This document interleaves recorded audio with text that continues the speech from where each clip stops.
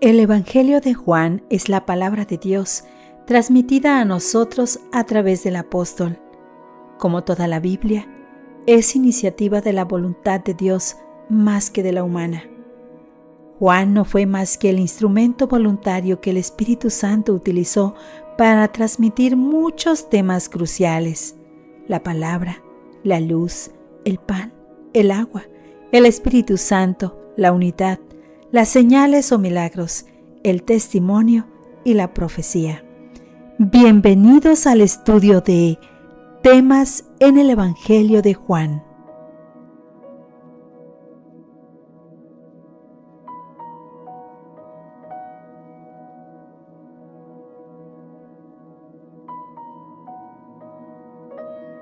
Lección 3. En el principio. El Logos Divino. Domingo 13 de octubre. Leo Juan 1 del 1 al 5.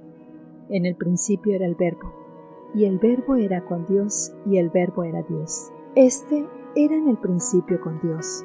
Todas las cosas por él fueron hechas, y sin él nada de lo que ha sido hecho fue hecho. En él estaba la vida, y la vida era la luz de los hombres. La luz en las tinieblas resplandece, y las tinieblas no prevalecieron contra ella. ¿Qué revelan estas palabras acerca de Jesucristo, el Verbo?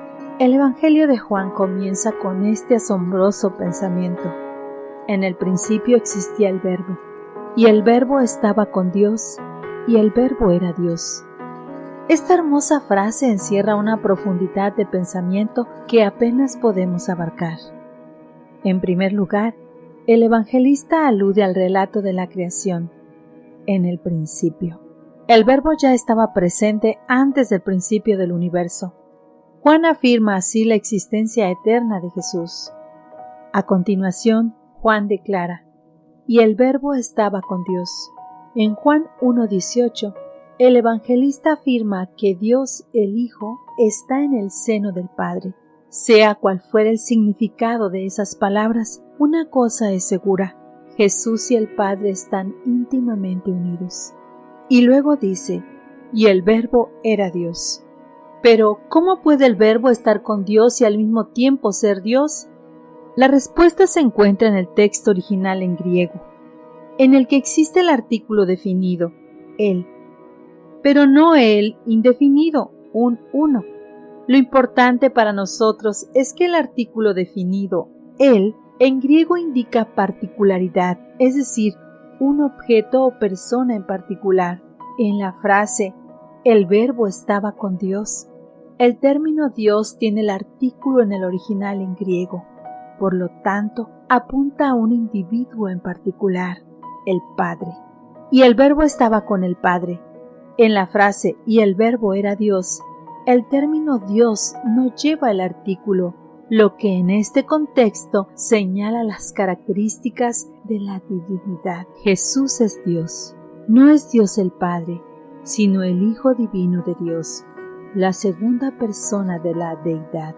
El apóstol corrobora esto en Juan 1, 3 y 4, donde dice que Jesús es el creador de todas las cosas, es decir, todo lo que una vez no existía llegó a la existencia en virtud de la actividad creadora de Jesús, el Dios creador.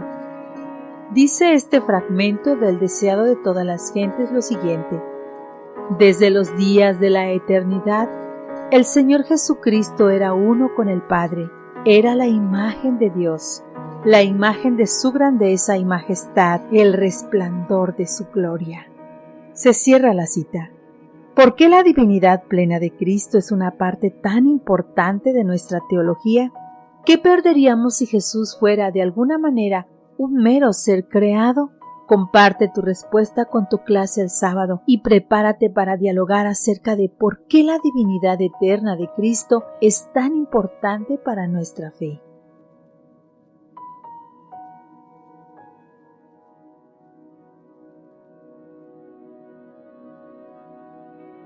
El Señor ha prometido dar luz a los que lo buscan con todo el corazón.